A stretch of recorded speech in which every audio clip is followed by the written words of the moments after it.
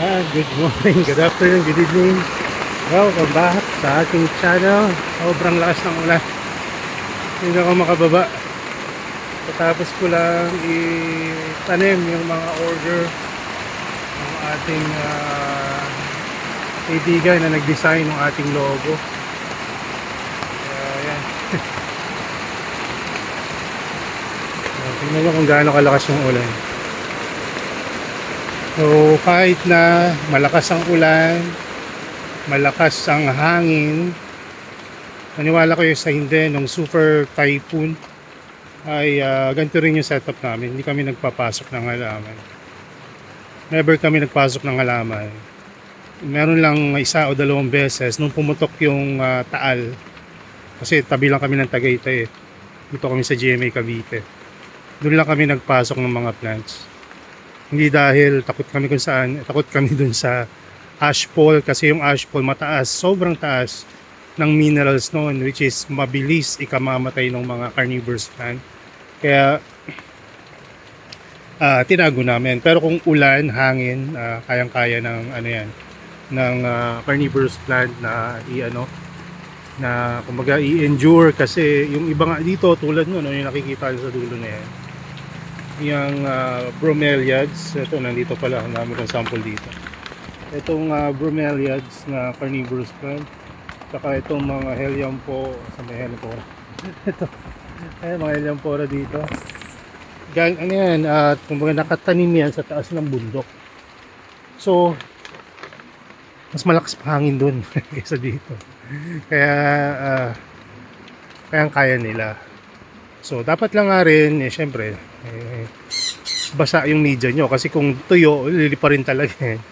Diba? So, dito naman naulan, tsaka malakas ang hangin. Kaya hindi naman sila nililipad. At kung naka-tray meto dyan, at medyo siksek, syempre, hindi naman lilipa rin yung basa-basa.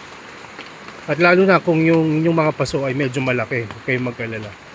Pero kung syempre, yung iba sa inyo medyo syempre natatakot, ipasok nyo. At ibalik nyo rin right after nung malakas na ulan or hangin na darating. So, ano ba tayo tatakbo na ito? Ayan, sir, ito po yung order nyong plants na itanim na natin. Magaganda lahat yan. So, kung mapapansin nyo, mas marami yan. Ayun yung setup natin.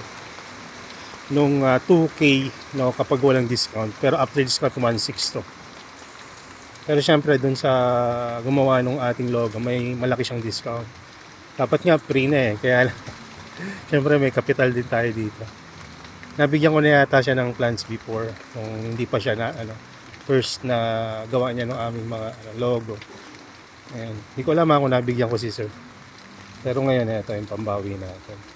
Every planter ay merong dalawa na plants. At ako na may gusto pa akong ilagay na maliliit no. Hindi ko pa na ilalagay kasi naulan. Ito yung ibang i-replant pa namin mamaya ay napakarami pa rin yan. So ginagawa ko kapag ako nagtatanim, meron ako ditong sphagnum moss at may perlite naman ako dyan. Sphagnum moss and perlite ilalim, tapos ibabaw pure sphagnum moss.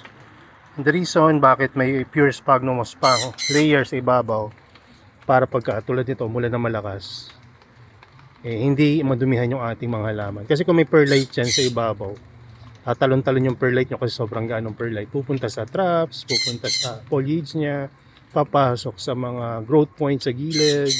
Pag uminit, ayun yung mga lugar na unang nadadamage. Kaya ginagawa natin ganito, pure sphagnum moss toppings. Yan, manipis lang naman.